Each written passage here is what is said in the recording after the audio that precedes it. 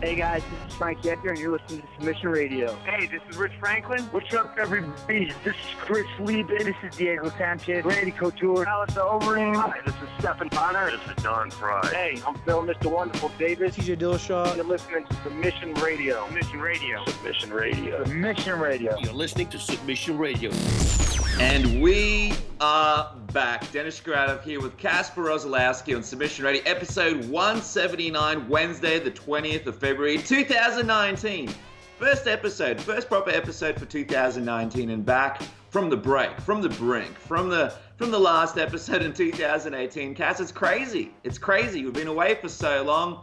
It's such a pleasure to be back here and doing another episode of Submission Radio. I know, I've been missing it. It is almost surreal to be back. It's almost like a fighter coming back from a long layoff. How do we do this? How do we do this? Can you tell me? I don't know how to do this. I don't remember how to do intros. I don't remember how to do interviews anymore. You know, hopefully within the first minute or two, I'll be shaking off that cage rust, mic rust. Is there such thing, mic rust?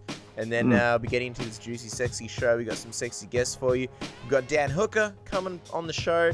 Haven't heard from the man since his war with Edson Barbosa. What a freaking war that was. We want to see the man, see how he's doing. We've got Javier Mendez to talk about, obviously, Cain Velasquez going down in just 26 seconds this past weekend on the UFC's big debut on ESPN. We've also got Colby Covington. The man, somewhat in limbo. Don't really know what the future holds for Colby Covington. We want to get the man on to chat about a whole bunch of things. Also, John Morgan to break down UFC on ESPN, the Cain Velasquez incident. What exactly happened? Was it a slip? Was it a knockout? And a whole bunch of other things with John Morgan. But just quickly, a couple of highlights from your time away, Dennis. Feels like we've been away for 1,000 years, enjoying the summer. Anything exciting happening with you?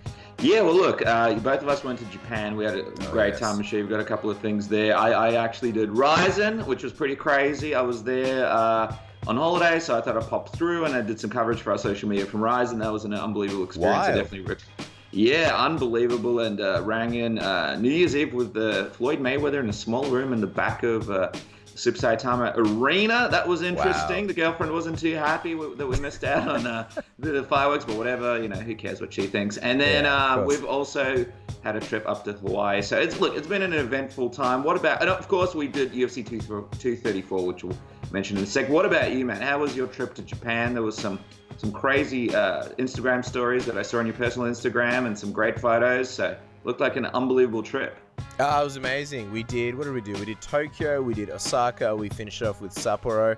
And it basically went from cold to coldest. Sapporo basically being where the snow festival is, and there was a blizzard. But we just ate food, man. We just ate a whole bunch of food, got super, super fat. I bought this little cardigan that I'm wearing right now. The salesman gave me a samurai sword when I put it on, and he said I look like Paul Walker. I was like, buddy, we don't all look the same, but I'll take it. And yeah, it was good. The best salesman I've ever encountered. I ate the best beef I've ever eaten in my life. It was crazy. We lined up for like an hour to eat this beef katsu place. And they give you like a little like thing that you sizzle. It was incredible. The best food I've ever eaten. If you haven't gone to Japan, you probably should go to Japan. Otherwise, what are you doing with your life? And then we did 234, so that was pretty exciting.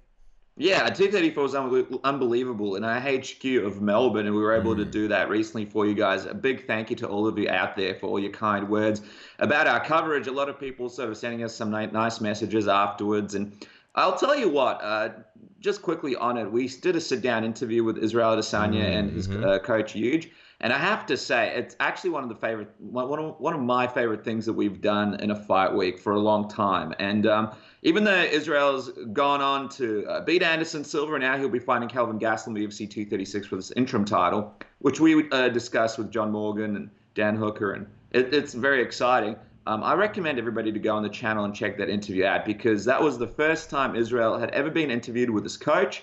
And they have a crazy dynamic. You guys will undoubtedly get a big laugh out of the difference between the two and the cool relationship that they had. It was really cool to capture that on camera. Yeah, well, first of all, I agree with you. It was a really, really fun interview. Sometimes, we go into these interviews and, like, I don't know about you, Dennis, but I'll be, like, extremely nervous, not from a starstruck perspective, but just putting a lot of pressure on myself and us to just nail it and ask all the right questions for everything to go well and not forget anything, have a good vibe. You know, there's a lot of factors, and I I think everything just went really well. I remember you and I walked away going like, man, we got so much interesting shit out of that interview. And I think kind of like you mentioned, people should check it out because it's very timeless. It's not just focusing on the Anderson Silva fight. It's more focusing on Huge and Israel, how they met. They talk about, Israel's first fight, how it didn't do very well, how Huge didn't really want to train Israel in the beginning. Like really, really fascinating stuff. And Huge is a character. He drops some bombs, even on Anderson Silva. It's actually a pretty crazy interview, and it gets deep. It gets really, really deep, and to sort of be able to do that and get into a fighter's mindset days out from the biggest fight of their career, huge privilege for us. And I agree that it was probably the favorite thing that we've ever done during a fight week. Yeah, so it was unbelievable, and a big thank you to everybody out there. But here we are, we're back. We're shaking off the mic rust like Casper mentioned. And before we get into it, I just want to quickly mention Casper, someone who supported us through that UFC 234 coverage, Musashi. You guys would have seen them on our videos. I got one right here. Bang, there it is right in front of the camera. This is an unbelievable. They got the new packaging on their Musashi product, so that's why I'm holding it up for you guys. Check it out. Make sure you find it in the stores. This is a delicious dark chocolate salted caramel flavor bar. It's 45 grams of protein and basically no sugar. That's right. Only 0.5 grams of sugar for the serve. They have some fantastic stuff. You can see it behind me. And of course, check out Musashi.com.au for all the products. I think they have some availability all around the world, so make sure to pick some up even if you're outside Australia. And if you're in Australia, it's as easy as going to your local supermarket, Cass. Awesome. Yeah, those are actually the ones that I use whenever we go on our overseas trips. I need to hit 200 grams of protein every day, so those come in handy in a massive way. On the plane, with the crappy plane food, give me some good protein. Just quickly, you can sign up for your free trial of ESPN Plus, the new home of the UFC. Of course, we had the first big UFC card this past week. For those who don't have Foxtel and don't want to get Foxtel and just want a way to watch the fights, this is great. It's a free 7-day trial. Then it is $4.99 a month American, which is $6.95 AUD. There you go. We did the conversion for you. And you can cancel any time. You can be like, look, I don't want this. I'll just use your free trial, and then that's all I want. Got access to, of course, the live UFC events. There's going to be 20 exclusive ones in 2019. You got the prelims. You got the access to the Fight Pass, Dana White's Contender Series, Tough. You got pre-fight shows, post-fight shows, the UFC's full archive of programming fights and events, Aaron the Bad Guy, Top Rank Boxing, and probably like a billion other sports. I have them listed here in front of me. 30. Dennis, I know you're big into that. You got college football, basketball, gymnastics, MLB, soccer, PGA, rugby, golf, cricket, Grand Slam tennis, absolutely everything. You can just use a VPN to make your computer think you're in the States, and boom, you got access to everything. So check it out. Link is below. You got a link there. It helps out Submission Radio, and also you get your free 7-day trial. Yeah, that's it. Jump on, check it out. A lot of great content there. Now, I think we're doing pretty well, Cass. We're getting through the intro, all right? But before we jump to our first guest, a quick reminder to everybody out there that if you haven't checked us out on Instagram, Facebook, on Twitter, you definitely should. A lot of great content on there. A bit of a different flavor when it comes to every different social media channel that we've got. We definitely recommend that you guys check all those out. And of course, YouTube, give us your subscription so you don't miss out on interviews. While we were on break, for example, there were some fantastic things that came out. Khabib came down to Melbourne. We were able to talk to him. Steven Seagal came down to Australia, and our man Christian got an interview with him in Sydney. Some hilarious backstage stories from that as well that maybe one day we can reveal. And a lot of stuff coming to the channel that doesn't come to the iTunes, TuneIn, or Stitcher. So make sure to subscribe to the YouTube and leave us your comment below under this episode. Let us know what you think about the guests, the topics. You have some questions for Submission Radio, leave them below. We'll be happy to answer them. And of course, leave us your iTunes review. If you enjoy us on iTunes, it helps us with the ranking and keeps the boys around for another episode. So I think I've conveyed the importance of that enough there, Cass. So we look forward to it. And of course, we said in 2018 we do it. But hey, we're back in 2019, so we'll definitely be reading out the best reviews.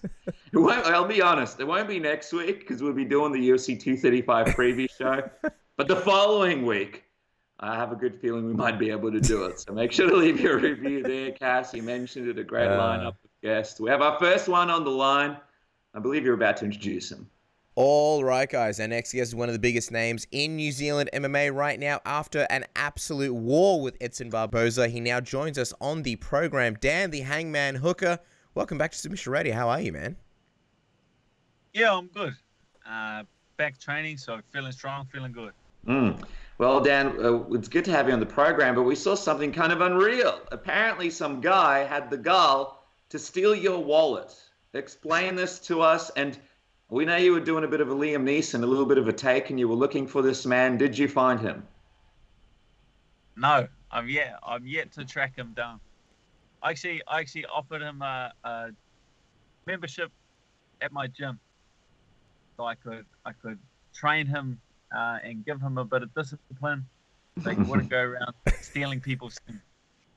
Yeah, I was gonna say it sounds like a bit of a ruse. It's like not every day that you steal someone's wallet and then you get a free gym membership. I feel like he's gonna get his ass beat if he comes down. What exactly happened? How did the wallet go missing?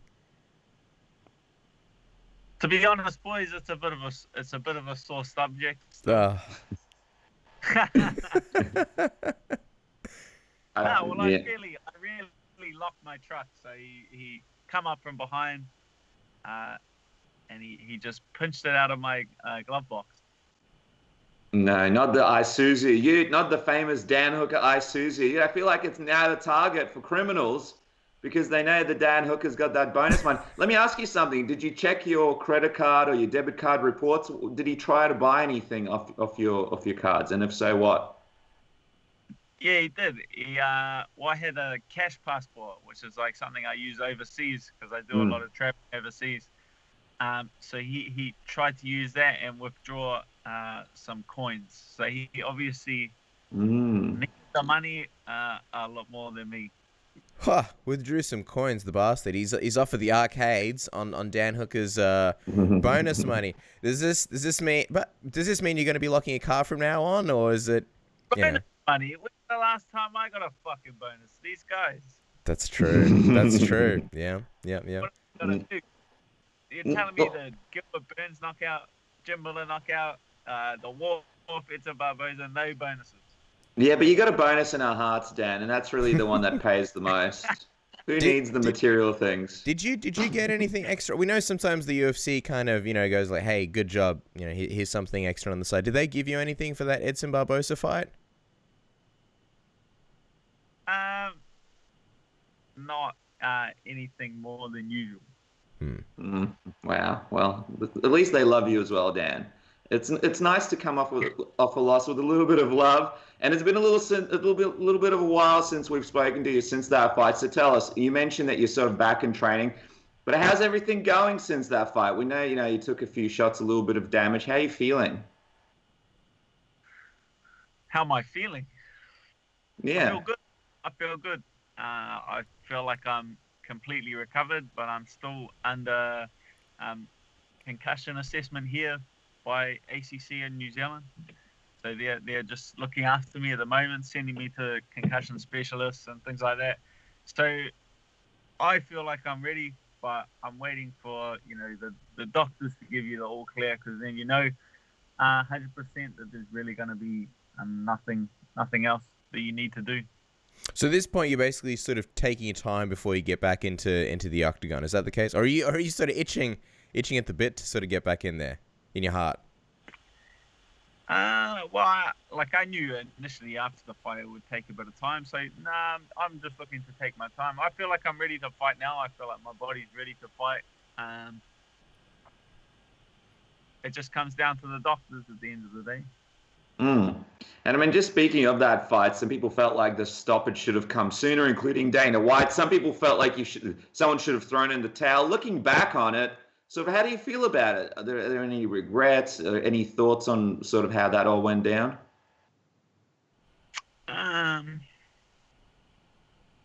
No.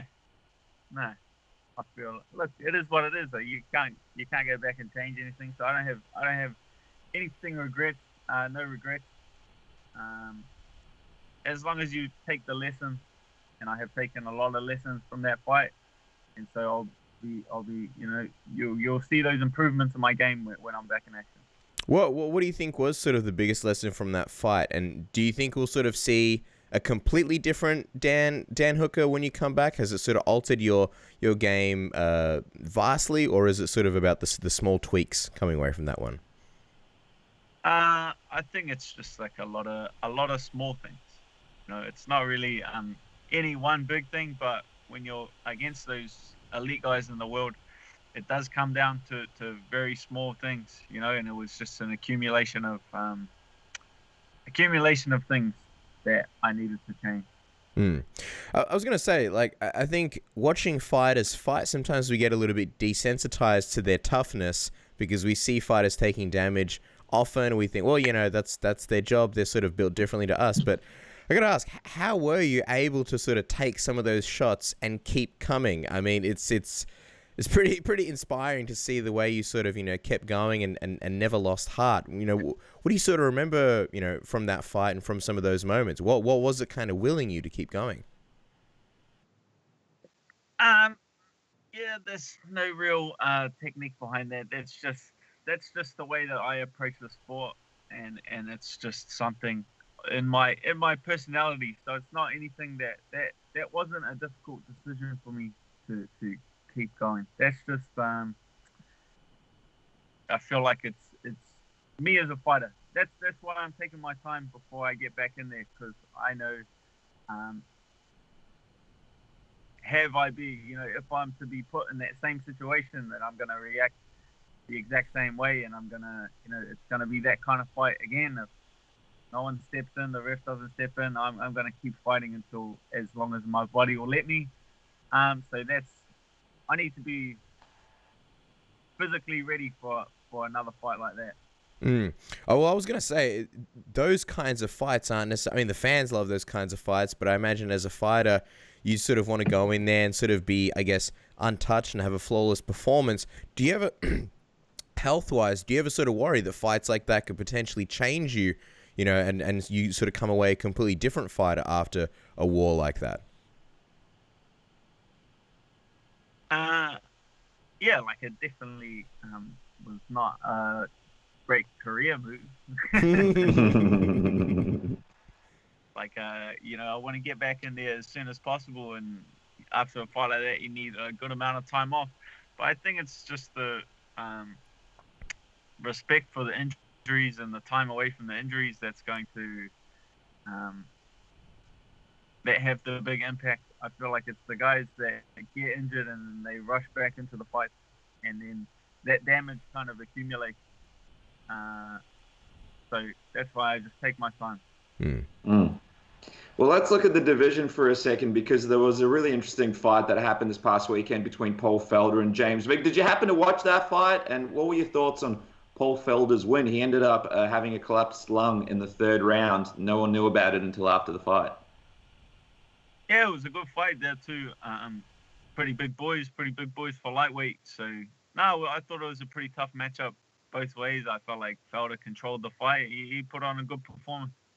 You had that awesome moment with Paul Felder when you called him out post-fight in the middle of the cage. Is he sort of still, especially coming off a win, is he still a guy that you're potentially interested in facing next? Would James Vick also be a potential candidate for you at the moment? Yeah, I felt like either of those guys, you know, now that, say, Felder beat a top 10 fighter and he's coming off a win, you know, they match guys coming off wins with guys coming off wins and guys with losses coming off losses. So I feel like the Felder fight is pretty out of reach. But I'm not set on anyone. I got no idea who the UFC kind of has in mind and who they want next. And I'll leave it up to them. Well, the division itself, it's just a very interesting division. There's a lot of uncertainty around what's happening next. Obviously, we saw Khabib said he wants to take some time away until November because of his teammates and fight then. We've got Tony Ferguson in the mix. We've got guys like Dustin Poirier, Ally Quinta, for example. And of course, Conor McGregor coming in and out of that division as well. Not sure what's going to happen with them, guys like Nate Diaz. What do you think of the sort of current landscape of the division? And if you were sort of to book it, who do you think deserves to fight Khabib for the title next? Yeah, it's a bit of a mess, isn't it, when you put it like that? But I think Conor will fight Cowboy. I think that fight will happen. That's just a big marquee fight, big draw card fight.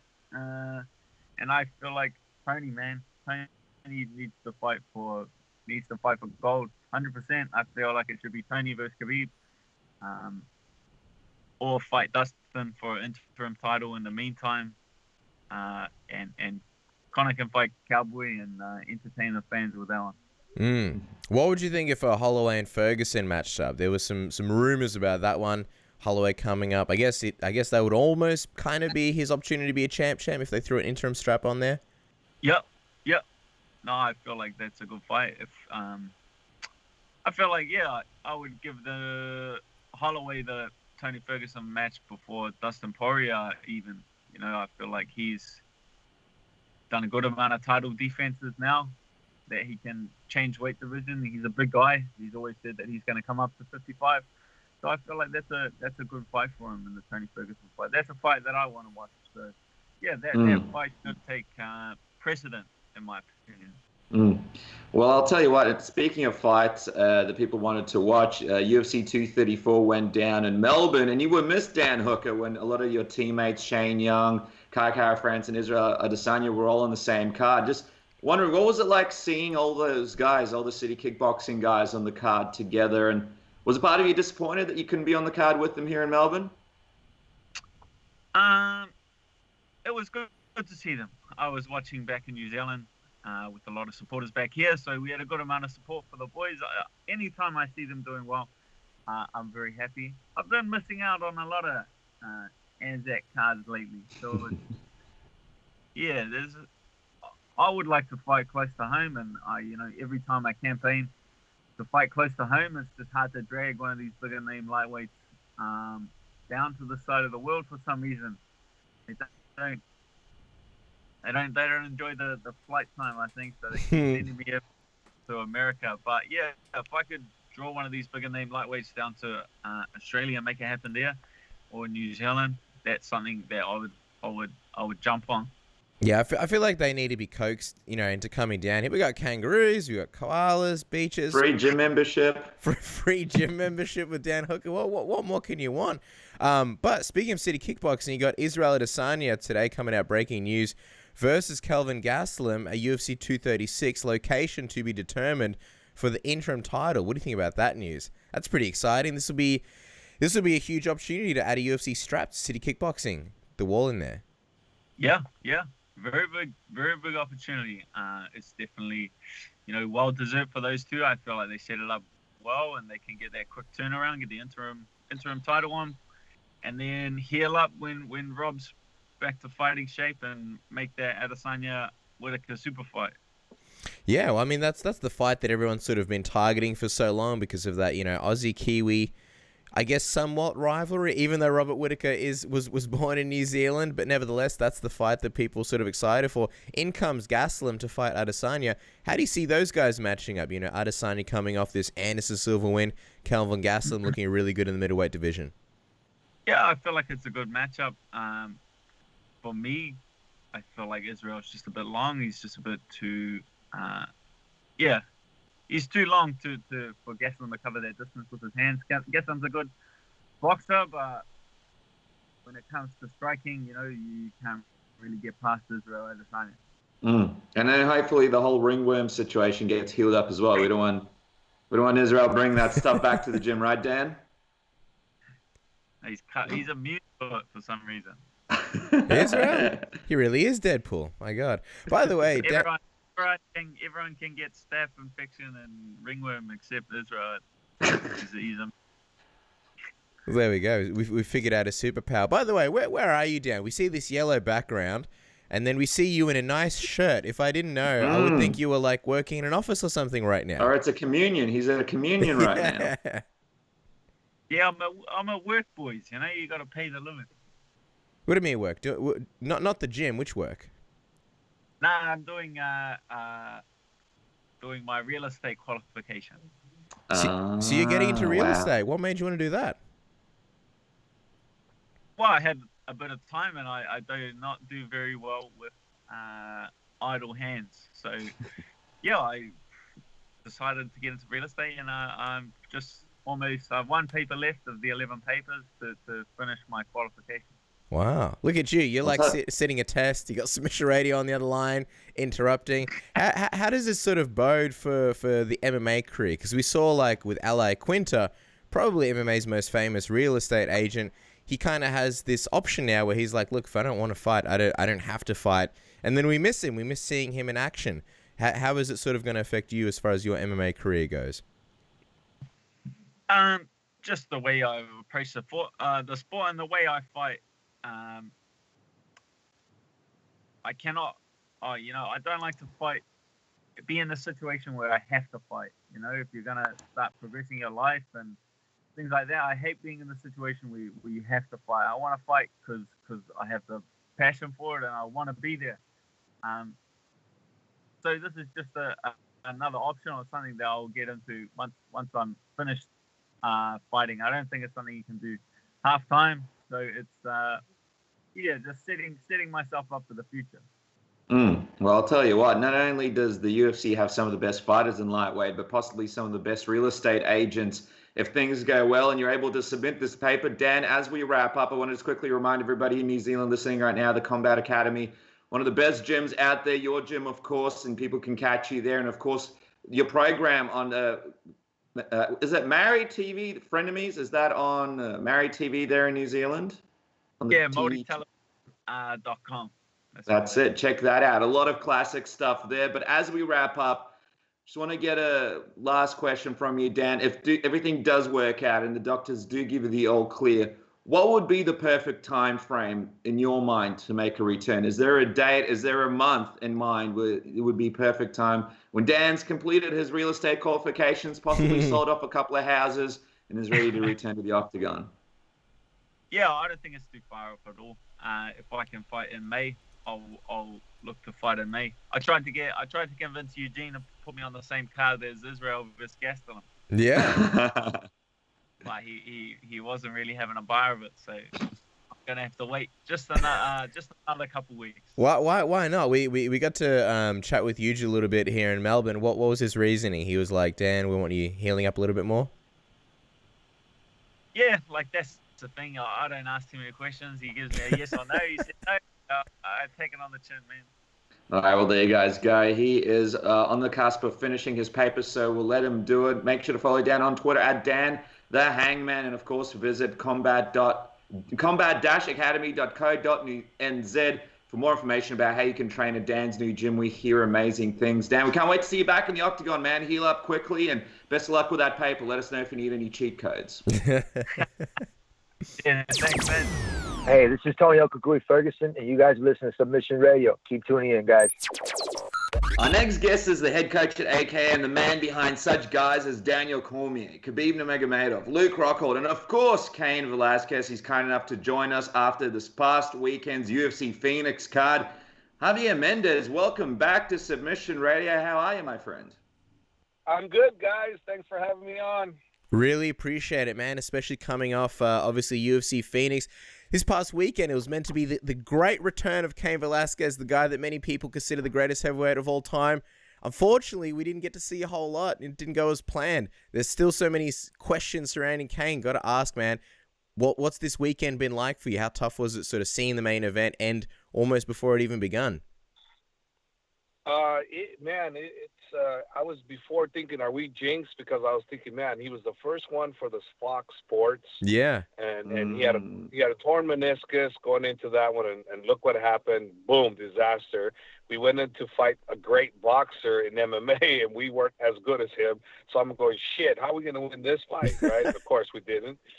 So now I'm going into this fight, and I'm going, oh, my God, we're the first big ones on the big, giant ESPN thing. I'm thinking, oh, crap. And I'm thinking, well, wait a minute. No. Cain's great. There's nothing wrong with him. He's healthy, 100% healthy. Camp's great. No issues. So I'm thinking, no, get that out of my head. Nothing's going to happen. Everything's perfect. So fast forward to the fight, and I'm like, I didn't know what happened. I was like, what the freaking happened, right? I being live, I couldn't tell what happened. I was like, so I just put my head down like, what happened? Then all of a sudden, we're inside the cage, and my jiu-jitsu coach, the head jiu-jitsu coach, Ron Kessler, says, Javi, his knee went out. That's what happened. And then the ref said his knee popped. He heard it popped. And I went, oh, shit. I thought he got hit. No, he didn't get hit. So after you rewatch the replay, I'm thinking, oh, his knee did go up. But wait, he did get hit with a slight arm uppercut, but the uppercut was open. What was open? It was like a palm strike almost. You can watch it, slow it down. You can see it on video.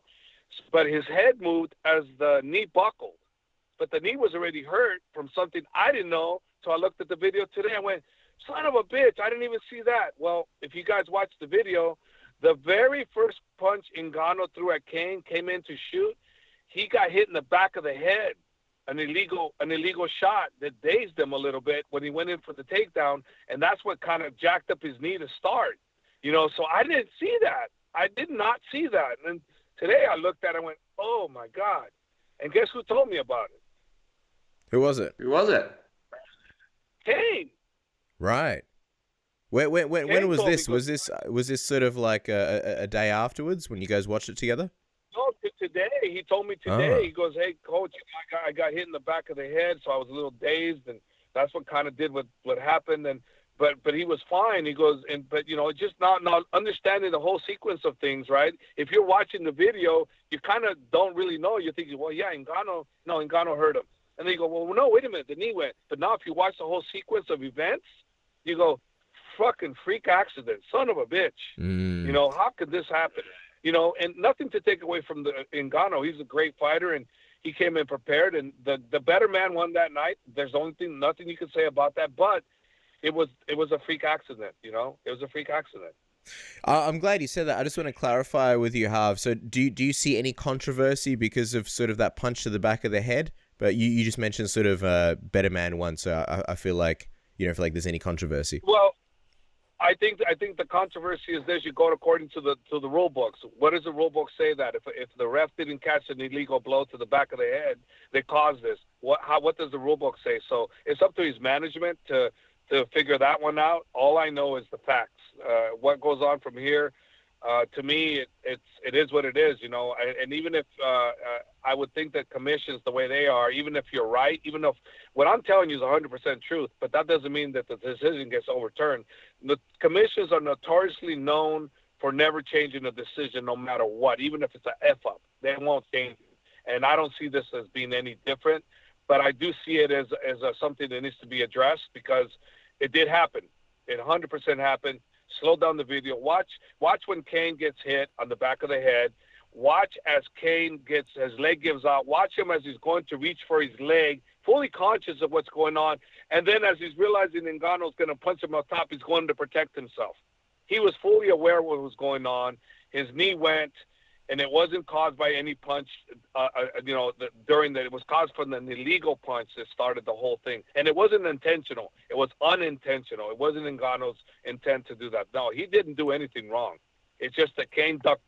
As Cain went in, the punch went. So it wasn't, I didn't look at it as an intentional. It's unintentional. So what do you do under circumstances like that? I don't know. Wow, it's a very difficult situation. Have you had any updates from Cain about his knee? I mean, afterwards when he got up, he wasn't limping too badly. Do you guys know the extent of the damage in his knee yet? Well, I can tell you this.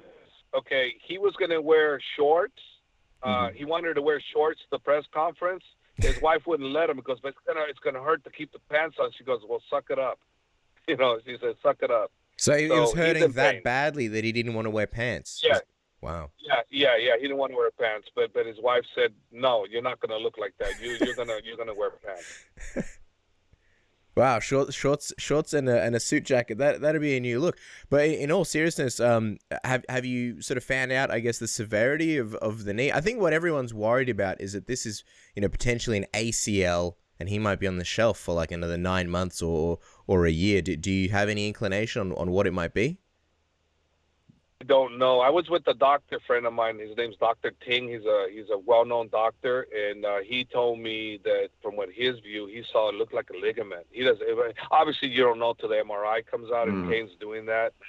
So I don't know what the result's going to be. But his opinion, based on the way the knee came out, he said that it was he thinks it's ligament, and he's a very famous knee doctor. So I wouldn't be surprised if he's 100% correct.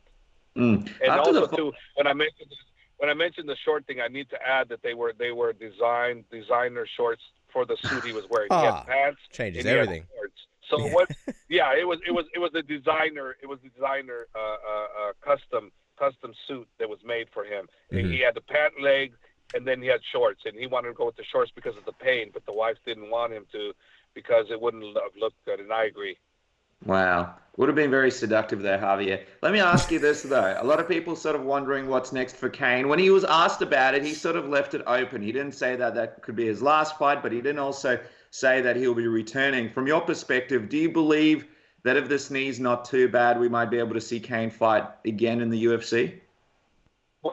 If the knee is not severe and it's only a few months, he's back 100%. He's too goddamn hungry. He's not going to let it go like that. I wouldn't let him go like that if it's not severe. But if it's severe, then it's a decision. Him and his family, his wife, they'll have to go through it first, and he can let me in on it. But it's their decision. But if it's not severe, then I'm gonna have an input in that one, because I'm gonna say no fucker, you ain't stopping because of this. But if it is potentially worse, then I'm staying out of that. That's a family decision, and that's between him and his family, not me. Only if it's not severe and it's minor, then I say no, goddamn it, you're going back in, because he's hungry. He still can do it. This didn't prove anything. The fight, 26 seconds, freak accident. It's not really anyone's fault. It's just a freak accident. It happens. Not often, but it happens. It happens. You guys have seen him before. It's not the first time something like this. Like, what the hell? This is what the hell. Nobody knows. Most people didn't know. Most people say, no, it was the punch. Quit fooling yourself. And most people say, he didn't even lay a glove on him. Well, the fact of the matter is, he did get hit in the back of the head. The first punch that was thrown by Ngannou was in the back of the head, illegal, number one. Number two, the fact of the matter is, the second thing that landed was that short, open hand uppercut, short arm uppercut, and his knee came out at the same time, but the damage was already done from the back of the head. So what do you do? I mean, how does commission handle that one? That's a tough call, man. How does management handle that? What do they do? Nothing about it, or do they report it? What would they do? I mean, I don't know. I'm not involved in the management duties, but if I was involved, I'd have to do the right thing for my fighter, and what that is, to report it. Lodge not a complaint, but lodge what do you call it? My mind went blank on me, but I might think that, but I don't know. I can't say what they're going to do, because they don't involve me in that stuff. Was Cain visibly, I suppose you were on the phone, so you didn't see him, but did he seem upset on the phone to you when he brought that to light to you and said that he was hit in the head, was in the back of the head? Was he upset about this? Did he seem like this is something that he wanted to take up? No, he was upset about the whole thing. I've never seen him this upset ever. When he lost to Junior Dos Santos the first fight, we had a torn meniscus. We trained it, and we went with the better boxer. It didn't go our way. He wasn't too upset about that. He was like, hey, man, when we fought Fabricio Werdum and we didn't prepare properly, I didn't prepare him properly. I screwed up there with the altitude thing.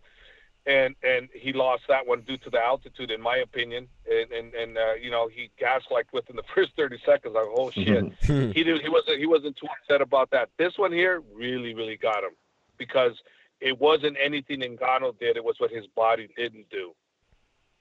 Well, I feel like if he's that upset, it's a good sign that he's got that fire and he wants to come back. So fingers and toes crossed, and praying that this knee injury is something very minor. We'll get to see him back soon. In the meantime, what do you think about this Daniel Cormier, Francis Ngannou storyline, where Daniel Cormier potentially avenges his teammate in Cain Velasquez, maybe fights Ngannou? What do you think about that potential fight? Would you be interested in it? No, because it wasn't Ngannou. I want Daniel to fight Brock Lesnar and then retire and help me. I want him to help me, so I don't give no credit to that whatsoever. Daniel's got to, I'm pushing Brock Lesnar. I'm sorry, that's what I want. Daniel doesn't need to prove nothing. He doesn't need to avenge anything. He didn't beat up Cain. It was a freak accident. Why do you go after somebody after a freak accident? If he whooped up on Cain and he beat him up for 3, 4, 5 rounds and then knocked him out silly, then okay, maybe I can see your point. But under the circumstances, no, not at all. Well, what did you make of the fact that Daniel Cormier pushed back his retirement date? I feel like it's something that most fans and media members, and even maybe yourself and us, sort of knew was around the corner. What did you make of the fact when he actually made it official that he'll still be fighting on for a little bit of time? Well, It just told me that he feels he wants that Brock fight, and that's his thing. That's the fight he wants. He wants to ride off with that one, and we'll see what happens after that. I mean, Dana's very persuasive, and Dana's a mastermind at what he does. So Dana may very well get Daniel to fight 1 or 2 or 3 more times. I have no idea, but I know as his coach, I only want him to fight one guy only. But the UFC has other ideas, and so does Daniel. Hey, I'm just a coach. I don't make the decisions for him. He does. I'm gonna give him my opinion. What I'm telling you guys is exactly what I'll tell him. But Daniel say, "Hob, shut the f up. I'm doing this," and I go, "Okay. When do we want to trade? When do you want to trade? Let's go." Well, he mentioned that he's dealing with some arthritis in his wrist, and he's still dealing with a sneezing back injury that he had to deal with at UFC 230. From your perspective, what kind of time frame do you think we'd be looking at for a Daniel Cormier return if he was to sort of get healthy and be in the shape that he needed to be to fight? Summertime. So maybe like July, maybe like International Fight Week, that kind of time frame? Since I love Vegas, I hope. I'm crossing my fingers. I'm like, yes, please. Yeah, I'd be all down for Vegas. But yeah, I think it's summertime. Where, I don't know. But yeah, if you're asking me where I want it to be, yeah, I'd want it to be in Vegas. Hands down. Yep. Sign me up. Hey, as a matter of fact, if somebody needs me to work their corner, I'll sign myself for free. Wow. Hey, we like Vegas as well. We're looking for big cards to make it worth the big flight from Australia. Maybe you'll have Conor McGregor Cerrone on there as well. That'll be good for Daniel, get those pay-per-view points. So we like where your head's at. But just I love Vegas. I love gambling. So for me, anything to get me in Vegas, I'm down. I'll be a bucket boy. I'll be whatever. I don't care. Just get me in Vegas. Nice. Well, just before we let you go, Javier, by the way, appreciate your time. Just wanted to get a quick update on Khabib Nurmagomedov. As it stands, it seems like he's sort of targeting the end of the year for a return.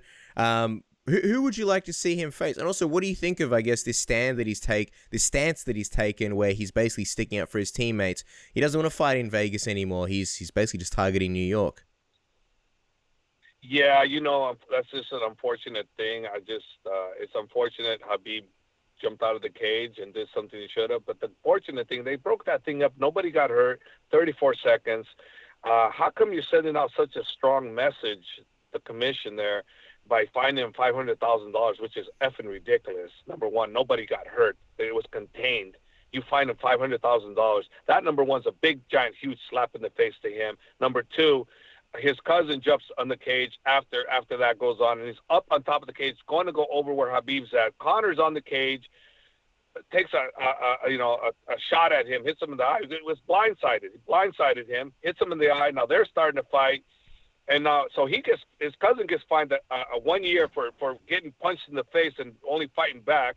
Okay, so now you're fighting him a year, $25,000, which is still ridiculous compared to how much money they're making. Number two, Zubaira, he's walking around going from side to side, looking to see what's going on. Conor swings at him because Conor feels threatened, and I'm not blaming Conor for anything because he's trying to protect his boys too. But then he swings at Zubaira, and Zubaira gets fined for a year. So, and then all of a sudden, Khabib gets fined only 9 months, plus if he does anti-bullying for whatever, he gets 3 months off so he can fight when Conor can fight. Okay, but now you're telling a guy that was bullied 2 months out by verbal assaulting his family, his religion, and his country that hey, you need to do an anti-bullying slogan. F you. I ain't doing nothing, and I support that 100%. I'm not doing nothing for you. And then now, and to make my point 100% clear, they stated they would like to do a thing where they can stop fighters from talking like that, like Conor did. Okay, so you acknowledge Conor is talking, started this, but now you find my guy $500,000. You find his teammates a year and a bigger sum of money compared to what they make. But yet you would think you're doing something right? No, F them. Khabib's right, 100% right. I stand right behind what he did. I would do it all over myself. Unfortunately, for me, like I said, I love gambling, and that sucks for me, but I stand by what he's doing. Yeah, that's right. Javier Mendez isn't leaving Vegas anytime soon. What do you think should be next for him if he does come back in November? What do you think makes sense for him? And what do you think of these rumors of a possible Tony Ferguson versus Max Holloway fight in the in the meantime, would you be opposed if the UFC did an interim belt while they wait for Khabib to return? Well, the UFC is a great business. They do what they need to do. I don't. The interim belt, based on the circumstances, they have to do what's going to sell. So if it's an interim belt, then great. They're not stripping Khabib, so who cares? I don't care. It's an interim belt. It's not the real thing. So it's an interest for the fans, whatever. So if that's what they want to do, but Khabib's not being stripped. He's not done anything that deserves being stripped. So yeah, let them do what they need to do for make their business grow. Hey, they're making my job, loving my job and being able to make a living at what I love to do. So let the UFC do what they do great. No problem with me. I have no issue with that whatsoever. But who I'd like to see, Max Holloway and Tony, that would be a great fight. Dustin and Tony, that would be a great fight. And then Khabib can fight the winner, and Cowboy can fight, Conor. And then if they'll all be victorious, then Khabib can fight the winner of the Tony and Holloway, or Tony and Dustin. And then, if Conor wins, then Khabib and Conor can go at it again a second time around. But unfortunately, only in New York. Or maybe Dallas Stadium. Dallas Stadium could be good. Yeah. There's no Vegas commission there, so that would be a potential option for Khabib. I get the sense though that sort of Tony is I guess the guy that excites you most as far as a matchup for Khabib, right? Because the Conor and Cerrone fight, I mean, that's going to be a big fight, but I don't know. Like, considering the Khabib fight, Khabib kind of happened so recently, I feel like Tony's the one you're leaning towards, right? Well, I'm leaning towards Conor only because Conor's still the big payday. No, Khabib is always about legit challenges. And remember, that's me. Khabib is Khabib. Khabib doesn't have my feelings. Khabib doesn't fight for the money. I want him to fight for the money because I get paid more. So, no, it's all about, for Khabib, it's all about the challenge and the honor and who deserves it. And for Khabib, he feels that Conor would have to earn his right. And he feels that Tony deserves it for sure. So from that point of view, and then if he was to fight anybody outside of who deserves it for legacy, it would be GSP. But I don't think GSP is in the works for anything. Well, I'll tell you what, Coach, it's exciting times up ahead. We appreciate you coming into the program, guys. Make sure to follow Javier on Twitter and Instagram at AKA-Jav. That's AKAJAV. And, of course, visit AmericanKickboxingAcademy.com. One of the best, if not the best, gyms out there when it comes to MMA. Thank you so much for joining us on the program, Javier. We hope that we can run into you in Vegas sometime soon for a big fight card and speak to you again. Have a safe drive. Well, yeah, I'll be there March 2nd. So, yeah, Crazy 4, Planet Hollywood. Yeah. We'll see you there. Thank you so much, Javier. Have a great day. All right, Thank you, Javier. Take care. This is Chael Sonnen, and you are listening to Submission Radio.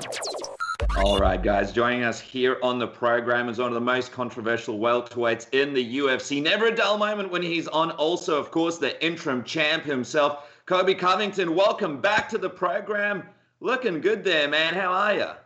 Gentlemen, good to talk again. I'm doing great. No complaints here. This looks like arguably the comfiest couch in the world. Where is this? Where are you joining us from right now? Yeah, this is a very comfortable couch. You can do multiple sex positions on it, and it's at my house right now. Very nice. Very nice. Well, I was going to say, Cass, there's a lot to talk to Colby about because we'll be kicking off with just this because it's fresh. Anthony Smith was on the MMA Hour earlier this week. He had a few things to say about you. Did you see his comments, Colby? Yeah. I mean, he's a total mark. You know, the guy, he hasn't beat anybody that wasn't 10 years past their prime, that coming off the steroids. You know, he's on, a 3-fight win streak, and he was just getting knocked out by 85ers. So, I mean, the guy's a complete joke. I mean, everything he's saying, oh, we were in a gym. Dude, you never came up to me in the gym. Like, you trained on the opposite side of the gym. Who's the bitch, you know? Like, the guy's irrelevant. You know, he shouldn't even be fighting for a title, but hats off to him, man. He's getting a title shot, but I'm going to stick to winning belts. He's never going to be winning a belt, so that's something we ain't going to have to worry about. I'm going to stick to winning belts and go to the White House. I was going to say, sort of considering, he brought up an interesting point sort of about that Chicago incident. Considering some of the shots you've taken other fighters, you know, and some of the feathers you've ruffled, do you ever feel like, you know, you have to watch your back when you're around some of these fighters, Colby? Yeah, of course. You know, these guys are all filthy animals. All these rotten cage fighters, you know, we get locked up in a cage, and they're also sensitive with words and some things that you say to each other. You know, everybody's in their feelings and shit. That's why all these fighters are a joke. No one truly cares about them. But yeah, I got to watch my back, but it is what it is. I got a good security team. I got a lot of good fighters around me. So, I'm not too worried about any of these jabronis. Yeah, and Anthony did say he has no real issue with you, but just to clarify, where do you sort of stand with him when it comes to sort of Anthony Smith? And if you did run into him again, how would you anticipate that sort of run-in to go? I could give a fuck less about the guy. He's a junior, he's not on my level. He has, he shouldn't be talking to a king. He's never going to win a belt. He's never going to go to the White House. So, the guy's on an amateur and he shouldn't even be fighting for a title, but he's in one of the weakest divisions in the UFC. So hats off to him. He gets his show up money to take a loss, and that's the end of him. We're focusing on me. I got a belt, I'm defending that belt, and I got big things on the horizon. I could give a fuck less what happens if he comes up and does something. He'll get put on his head real quick if he tries to start something with me. It's interesting that you mention that because the light heavyweight division definitely doesn't have the talent that welterweight or lightweight or even some of the other divisions have. Does it sort of annoy you that here you are in the welterweight division and you've been campaigning for this fight with Tyron Woodley, a fight that fans have wanted to see, and here he is, Anthony Smith in the light heavyweight division, in a division where there's not so much, I suppose, competition to see who fights for the title, and he's fighting John Jones, UFC 235. Not really, I'm not one to complain and get salty over someone else. What's happened in other divisions, good for them, man. I'm happy for them. That's good. They need to keep that energy, keep trying to make money. That's what it's all about. This is a business. So, hopefully they can be smart and entertaining, which is something he's not, and he'll never know about. He doesn't know how to promote a fight, and he's a complete mark. He's talking about, pretty much promoting me while he's got the biggest fight of his life in a title fight. So these guys are all jobbers. They don't know what they're doing, and that's why, they're company men. That's something I'm not. I'm self-made. UFC never, made me. I built myself. I called my own shot to the White House. I won my own title, So, I know how to do the business, and this is the entertainment business. Well, you mentioned something just now, and that's obviously being a company man, something that I feel like used to be, and now you're almost like Stone Cold Steve Austin in the Attitude Era. It's almost like you against the boss. What exactly is the latest as far as your return to action and obviously your relationship with the UFC these days? Yeah, I made my relationship public. I could give a fuck less about the UFC. I could care less about Uncle Fester. To be honest, Uncle Fester just decides title shots these days. It's his little playground. If you can get a title shot if he likes you and you go suck up to him and get some meetings with him and just pretty much be his little bitch. So I don't have a relationship with the UFC. I could give a fuck less about the UFC, but I deserve to be in the biggest fights. I have a title. No one's ever beat me for that title. I'm America's champion. I'm the people's champion. So it is what it is. We're going to move on to big business, whether it's in the UFC or somewhere else. I could give a fuck less. I'm an independent contractor, and I do whatever I want. No one tells me what to do. I'm my own boss, and the UFC knows that now. Just to be clear, with the UFC, Dana said that he offered you that fight, but you couldn't do it, obviously, because you had to have a surgery. But have they tried to offer you any other fights since then? Have they been in touch at all about what their plans for you are? And have they actually tried to get you fight someone outside of Tyron Woodley and not have a title shot in your next fight? Have they tried to propose that to you? No, I have nothing. I haven't heard anything from them. They know where I stand. They know I'm not fighting for anything less than a title. So, if they can't bring me a title fight, then don't even come to my phone, because I'm not going to do any favors for you. I'm not going to do anything for you. So, they fucked me, man. Like, trying to offer me a fight on 4 weeks' notice, and I had a nose surgery. And then your UFC doctor, not my doctor. I went to your UFC doctor, and your UFC doctor said I couldn't fight back in September in Dallas. And now all of a sudden, he couldn't fight. He should have showed up to fight. And they're all mad that their little contender, Daryl the Doughboy, got all his hype train derailed. So now they want to try and punish me for it. So, it's a complete joke. It's a circus. The UFC is so corrupt. It's a fucking joke, man. I feel so sorry for all these other fighters. Like, if they could do this to me, all these other fighters should see they could do it to anybody. I got a belt. I went to the White House. I had a great relationship with the UFC. Did a lot of things for the UFC. Flew all over the world. Fought for little paychecks. Never ever complained once. Did whatever they said. Showed up on short notice fights. 2 week fight notice. Everything. And so if they could do this to me, they could do it to anyone. So a complete joke right now in the UFC. When would you say was the last time that you and Dana spoke? Has he reached, like, since you've been sort of calling him Uncle Fester and sort of, you know, been very public about the way you feel about these things, has he reached out to you to try and sort of, you know, discuss this situation? Nah, he's a little child, man. He wouldn't even talk to me like after he made that decision, and I never even said anything to him. I was like, yo, let's just have a meeting. Let me come talk to you, explain like why you feel the way you feel about me, and let's talk this out and get this settled, you know. And they wouldn't give me a meeting. They give meetings to every single other fighter, but they wouldn't give me that meeting. So, you know, that's why I chose that route. I could give a fuck less about him anymore. I'm not here to make anybody happy. I'm here to do business. I'm not here to make friends. I'm here to make money. So, you know, that they know what it is now, and if they can't let me do that, then they need to let me go and go do it somewhere else. So that's just where we are. It's interesting. I mean, you mentioned that you wanted your release if the UFC wasn't going to sort of do, you know, big things with you. What is your timeline in your mind and your expectations? Do they have a time limit as to how long they have to sort of book you into this fight with the champion after UFC 235? And is there a certain date in your mind where if that doesn't happen, you'll be actively trying to get out of the contract and fight somewhere else?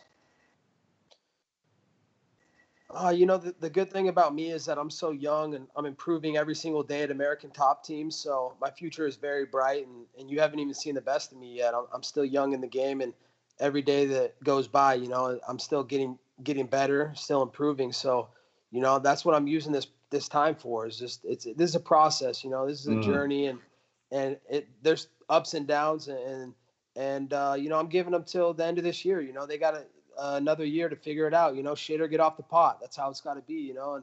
And I have a legitimate case for some of the shit they've done to me. I mean, it's ridiculous, you know, but you know, we'll go there when need be. I'm interested because obviously you've done so much great work in promoting yourself and promoting your fights. It almost kind of looks like the UFC never really kind of got behind a lot of the stuff that you were doing. They never really capitalized on some of the stuff that you were doing. When you look at some of these other companies like a Bellator, for example, or One, do you ever imagine what it would be like if a company sort of got behind you with all the work that you do to sort of even amplify all the stuff that you've done even further? Have you sort of thought about what that would be like?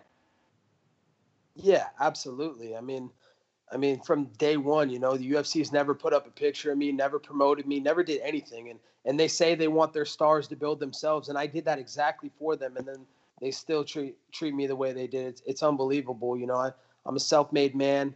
I worked very hard to get to this point, and you know, I did it on my own. I never had any help from anybody. So, you know, for them to treat me like this, and it just makes me wonder and guess, yeah, what if I did have a promotion that was backing me and pushing me and you know, bringing me to my state? I remember asking for a fight in Oregon. I'm from Oregon. They wouldn't even give me a fight in Oregon. Like, it was ridiculous, you know. So, you know, it is what it is, man. That's the business, and I'm not losing any sleep over it, man. I can tell you what, I'm on vacation right now with all my ladies in Miami, man.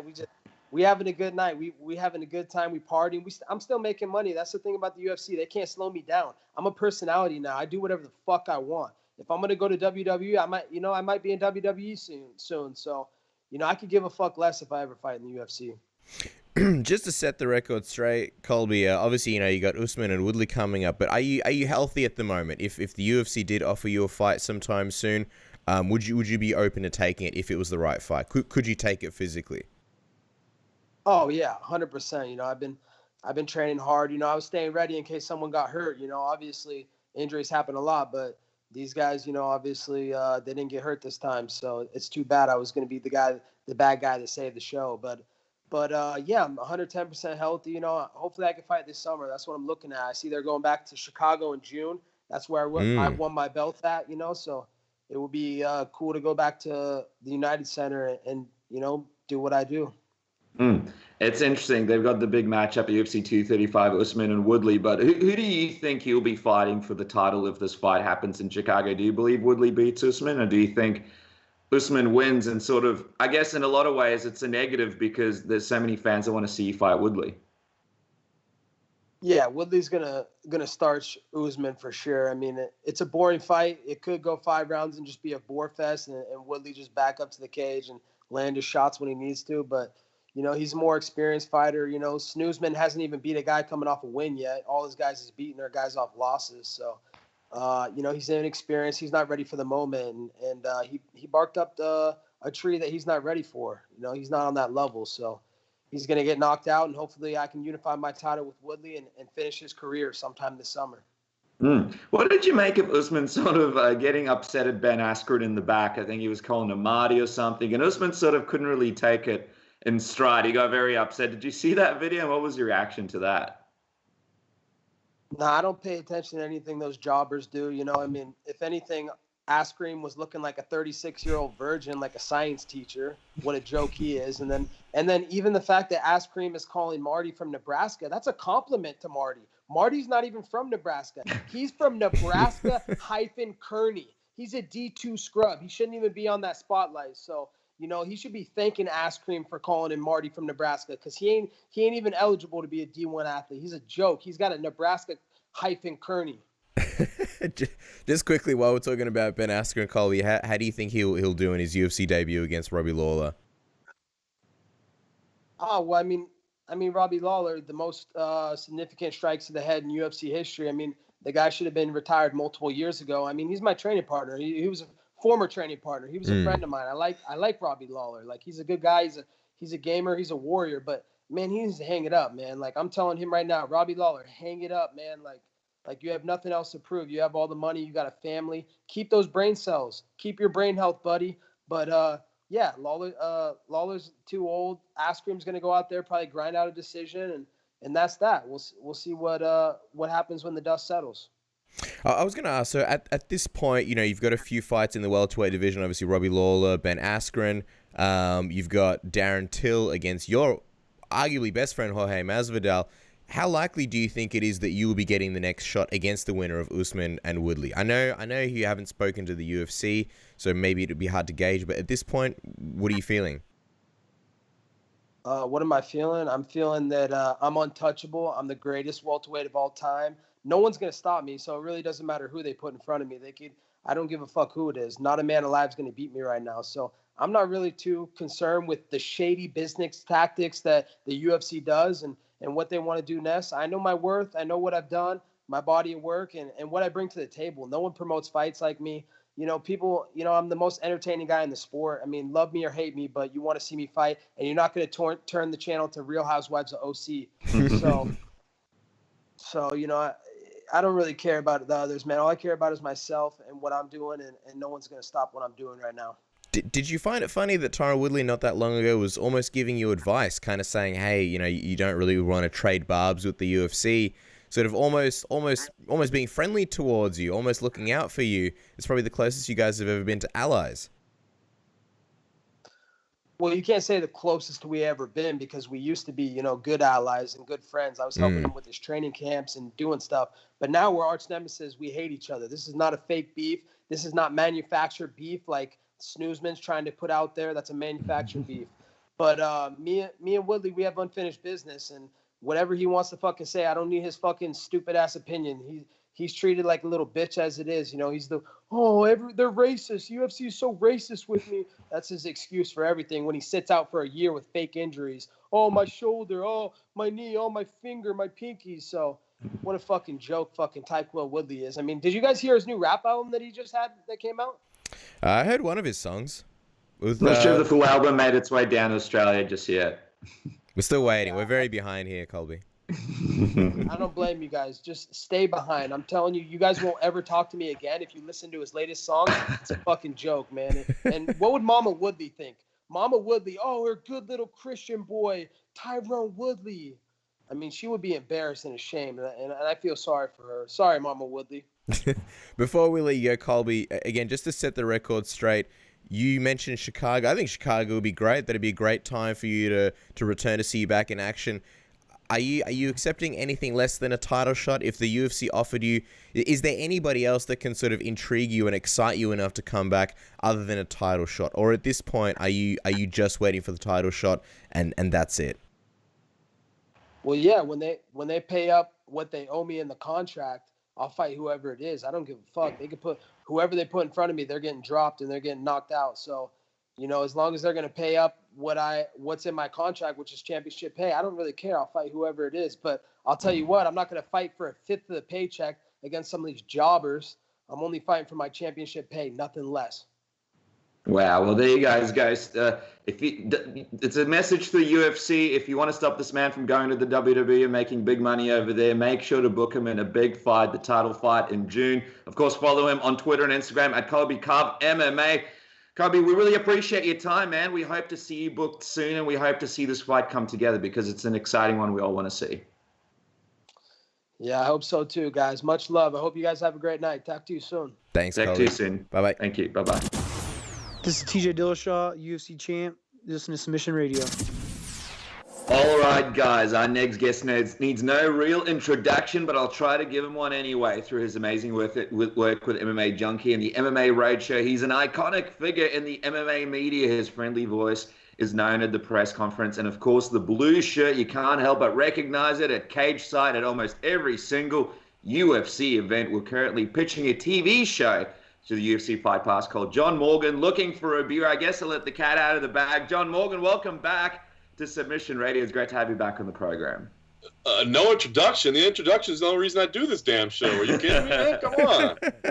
Welcome back, man. It's good to see you since UFC Melbourne. Any progress with getting that John Morgan program locked in 2019? Reality show following you from bar to bar, beer to beer? Yeah, Looking for a Pint is the we got to give credit to old UFC PR man Matt Radmanovich who came up with that title. So yeah, I'd love it, man. Wouldn't that be great, man? Just go from town to town, bar to bar, sit around, talk some MMA. Let's make it happen, man. Let's do it. I mean, it's basically what we do anyway. Why don't we just film it? I know, and I feel like the sponsorship possibilities are endless. The beers, the bars. I mean, I know when you come down to Melbourne, there's bars that want John Morgan there anyway. So the money potential, John, is going to be unbelievable. But speaking of unbelievable things, we're just fresh off a pretty crazy card down in Phoenix. We want to get your thoughts on before we get into some of the breaking news. And I guess the first fight I want you to touch on is this win by Kron Gracie over Alex Caceres. Because, you know, Gracie is someone that was coming in with a lot of hype. A lot of people were looking forward to seeing what was going to happen. And it was a spectacular win. What did you make of the way he was able to go through Alex so easily?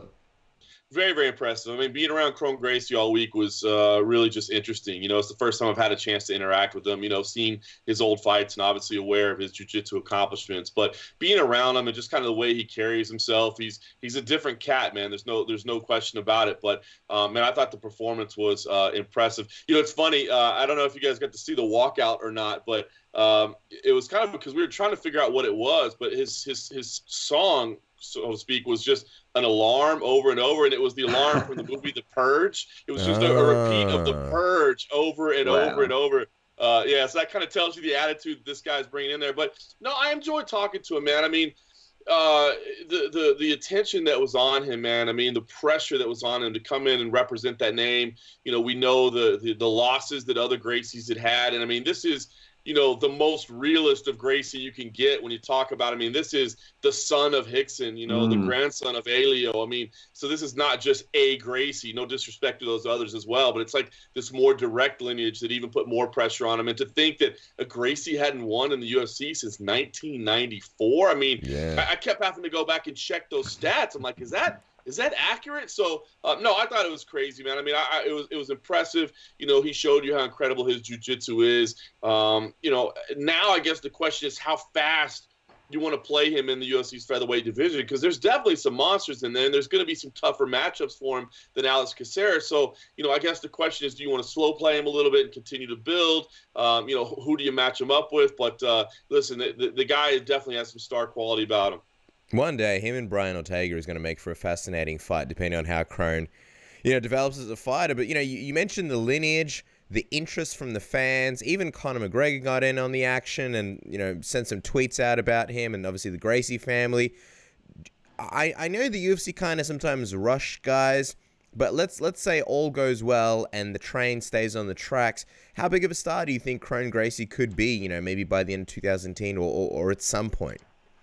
I think he can be massive, to be honest with you. I really do. I mean, I don't think he's ever going to be Conor McGregor big, just because he doesn't have that outward personality. I mean, I don't think he necessarily enjoyed doing the media very much, to be honest with you. But there is something to be said for mystique. You know what I mean? You think about like a Fedor Emelianenko, who we don't really know that much about. We never really been able to have direct conversations with him. But there's something about the aura. And I do think that name brand, that family name, it brings a lot of recognition. I mean, casual fans know this is the family that started the UFC. You don't have to be a hardcore fan of the sport to know. And for this guy to fight in that way, it'd be, what if this guy was a Gracie, but he was a world-class kickboxer? I don't think that would work. You know what I mean? It wouldn't have the same thing.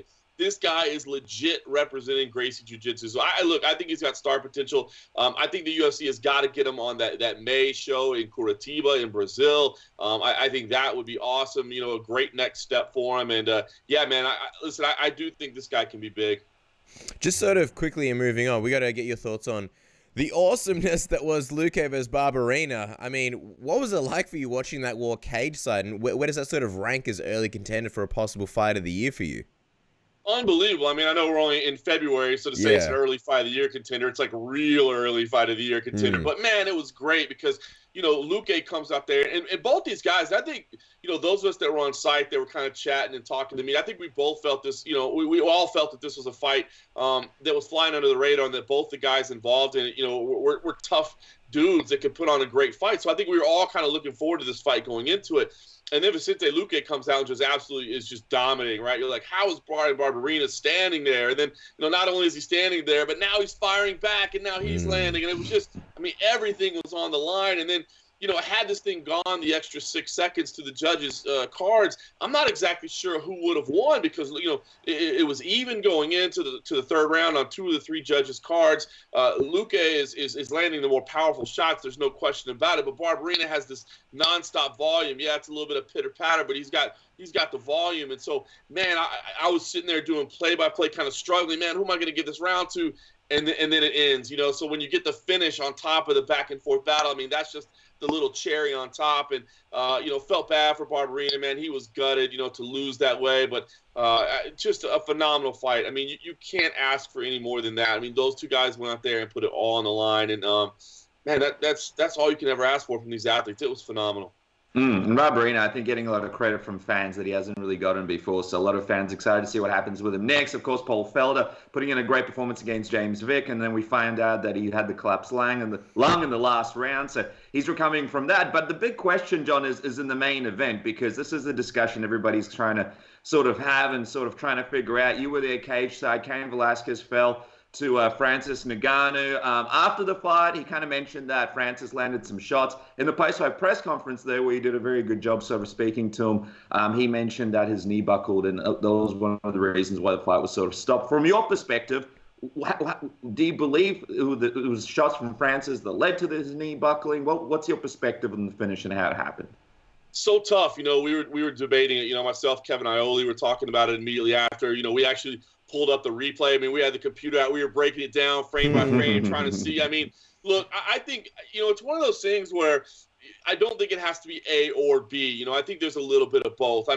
It's not as if Francis Ngannou just whiffed on punches and nothing ever happened. You can see clearly that he lands a couple of short uppercuts that seem to, snap Cain's head a little bit. So I think there was certainly some effect there. Now, did the knee buckle as well? I imagine it did. I don't think Cain is making anything up. He's such an honorable and respectful guy. You see the way he carried himself afterwards. He's not the kind of guy to make excuses and certainly not to lie on top of that. So, I think it's a little bit of both. I don't think that he was completely out, but I don't think you can just say, Ngannou had nothing to do with it. He landed some punches, but, it was clear that the knee buckled. I think everybody could see that. And I think there probably was some damage there. Now, then it was funny because even as it happened, I think Sean Al-Shadi was sitting next to me and we were like, was it the knee? Was it the knee? But then we kind of watched him walking around, before the result was read, and he wasn't limping terribly. Not that a knee injury is necessarily going to make you limp that bad, but I think it's a little bit of both sides. I don't think Cain is making things up, but I also don't think you want to completely write off what Francis did in that fight either.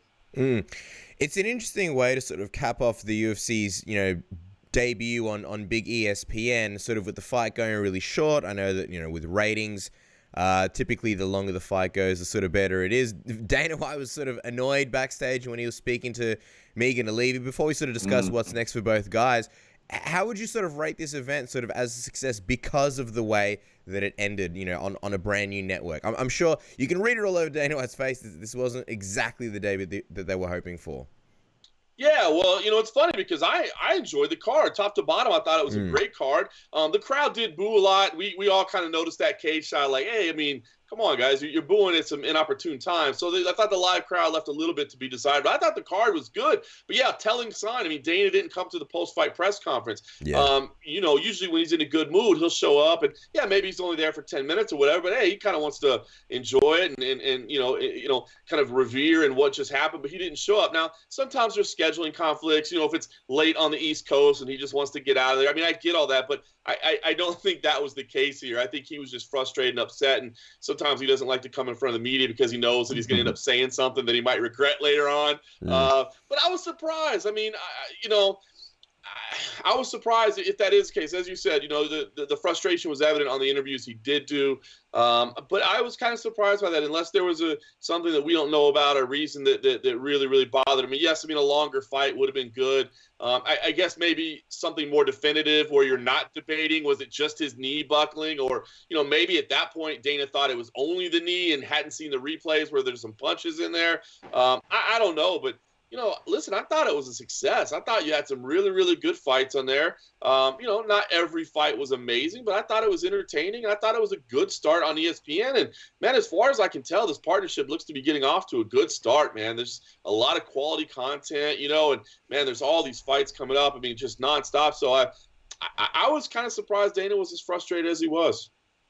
Yeah, absolutely, and it was a great event. I think the whole ESPN thing just brings something to the card. But just speaking of that interview, our good friend Oscar Willis of the Mac Live spoke to Nate Diaz backstage, and Nate said he wants to badly fight Khabib next, and then that was the very same Nate who made the cameo in Dana's post-fight interview with Megan Levy. And by the way, Megan Levy choosing a very interesting night to try and push some hard questions, actually. She did a pretty good job in that interview. She was going for it. She was going for it. And her voice was gone, and she was still going for it. She asked Dana if Nate might be fighting anytime soon, and Dana could not have shut it down any quicker with a no. Amazing. What did you make of that amazing exchange? I mean, it just doesn't get any better than that, right? I loved it, man. As soon as I saw it, Ken Hathaway, Cole Coffey, was with me in Phoenix last week. I'm like, dude, did you see this? You have to check this out. It's hilarious. I mean, Dana just, no.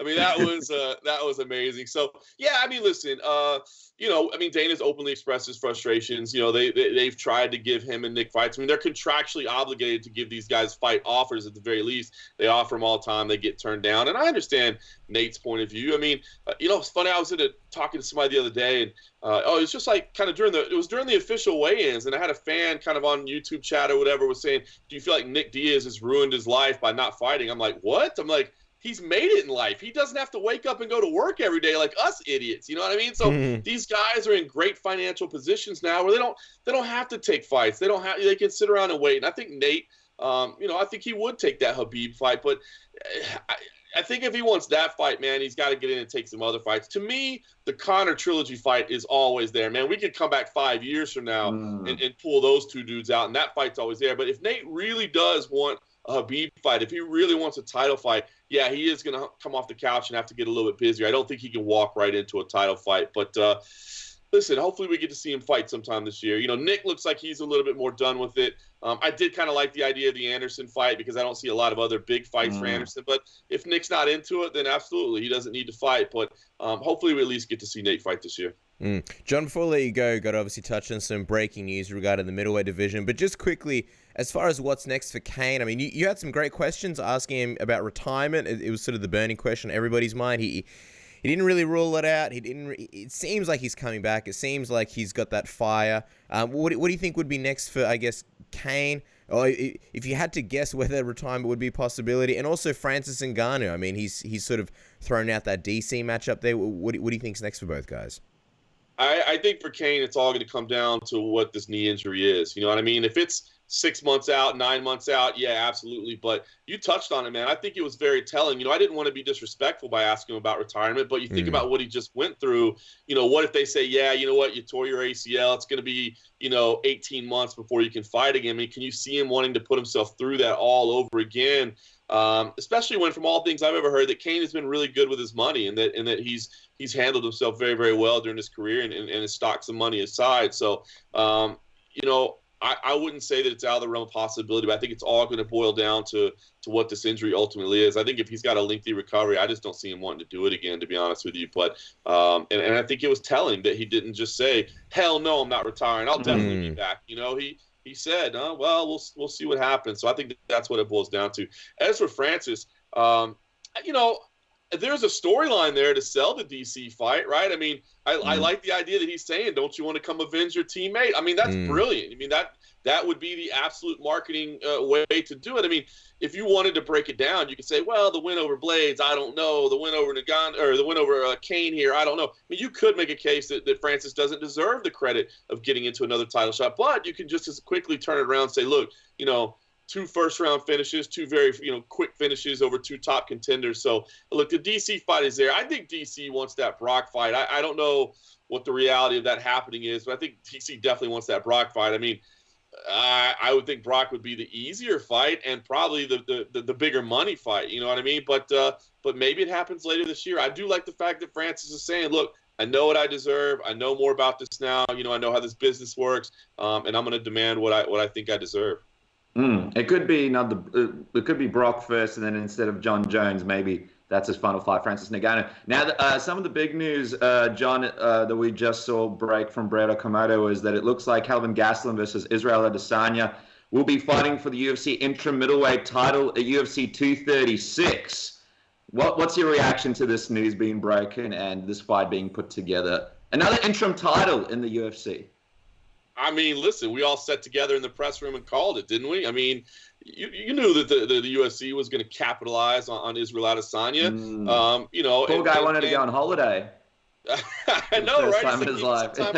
Yeah, but he said, hey, what'd you tell me, Izzy? You said you wanted a title fight. Well, here it is. So, your holiday, get rid of that holiday.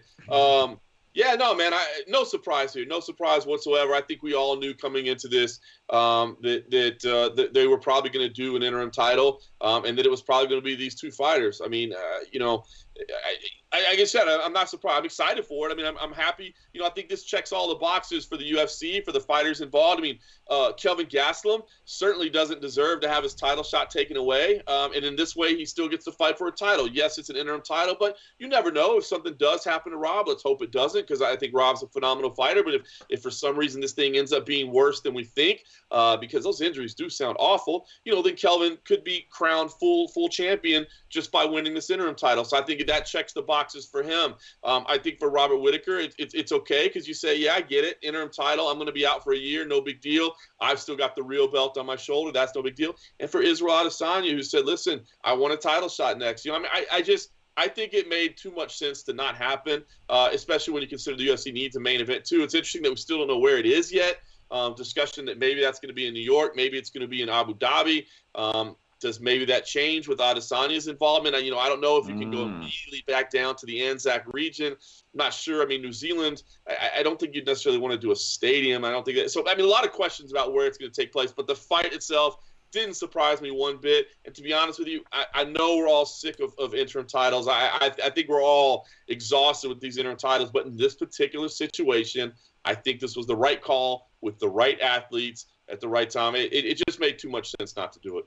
And also a great fight between 2 really interesting fighters. So that's going to make for some interesting breakdowns going into the future, and certainly a big test for Israel Adesanya to see if he can pass it and then fight Robert Whittaker. But guys, make sure to follow John on Twitter at MMA Junkie John, and tune into the MMA Roadshow for all the goods from Fight Week. Of course, MMA Junkie is the place to go for all your event coverage and news. John, thank you so much for joining us. I'm not going to sugarcoat it. We miss you here in Melbourne. We wish you come back soon, but hopefully we see you overseas sometime soon. Always a pleasure, fellas. There he is, the man in blue. Today, not in blue, but giving a lot of great analysis and discussion. John Morgan, massive thank you to him for coming back on the program. Which brings us to the end of our first episode back in 2019. As you mentioned, Dennis, at the top of the show, Feb 20th. Feels good to be back. I feel like through the progress of the show, we've shaken off some of the mic rust. That's right. Dominic Cruz was right. There is no such thing as mic rust. So thank you so much for the inspiration, Dom. As we wrap up, Cass, just quickly, I did go and see a movie called Cold Pursuit. You guys probably wouldn't really have heard of it, but it's got Liam Neeson. 73% at Rotten Tomatoes, which coaxed me into seeing it. Kind of looks like Taken in the snow.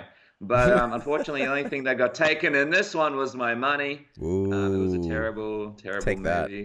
You didn't really get it. Yeah, you didn't really have a chance to get that Taken vibe from it because they were trying to have like a Coen Brothers type comedy, which didn't really work. And then also sort of a serious movie. It was like a bunch of movies in one. The genres are action, adventure, drama, mystery, suspense. You can also add comedy because it was so terrible. So if we're looking at Timothy Johnson mustaches, and by the way, we are looking at Timothy Johnson mustaches long after Timothy Johnson is done fighting. He's no longer in the UFC. We will still be using the Timothy Johnson mustache scale. It gets half a star.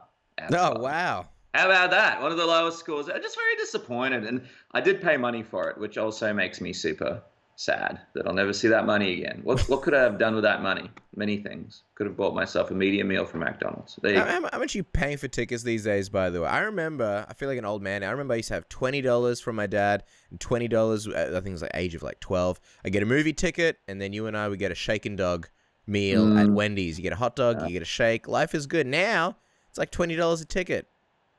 Yeah, no, listen, there's ways around it, but I certainly paid some money for it. That's all I'm going to say about that. But before the movie, you're in a back alley, hands are shook. Yeah, there were some handshake deals. I'm not going to lie about it. But look, a dimly lit car park, you got the stuff, you got the money, you first.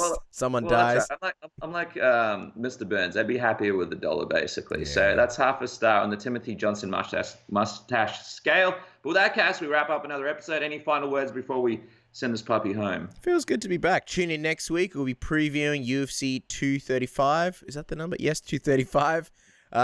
Jesus, what a card that is. Everybody's asking, you going to 235? No, unfortunately not. We would have loved to. But we'll be here. You'll be here. You'll be listening. And we'll be previewing it. So that'll be fun. That's right. Until then, guys, have a great week. And we'll catch you for the UFC 235 preview show next week.